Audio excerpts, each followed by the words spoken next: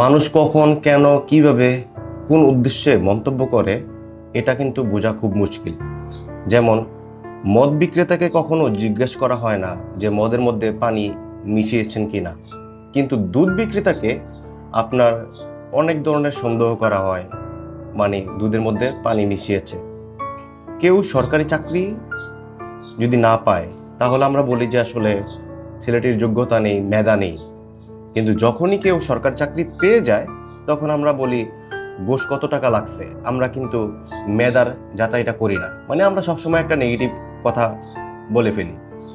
কেউ যদি সাহায্য না করে আমরা বলি নিষ্ঠুর, মানুষটি খারাপ, মানে সাহায্য করে না। আর কেউ যদি আগ বাড়িয়ে সাহায্য করে আমরা বলি যে মানুষের মতলব ভালো না, কোন উদ্দেশ্যে সে সাহায্য করতে এসছে।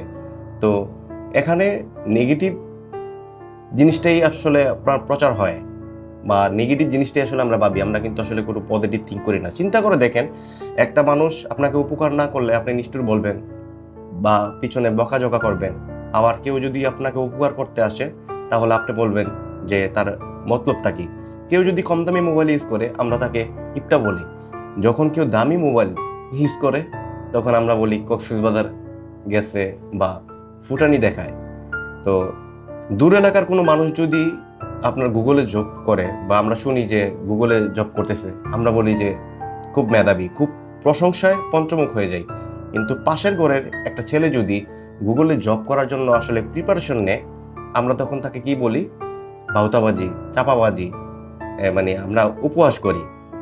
কারণ আমাদের ধারণা হচ্ছে সফল ব্যক্তিরা সবসময় পাশের গ্রামে জন্মায়, পাশের এলাকায় জন্মায়।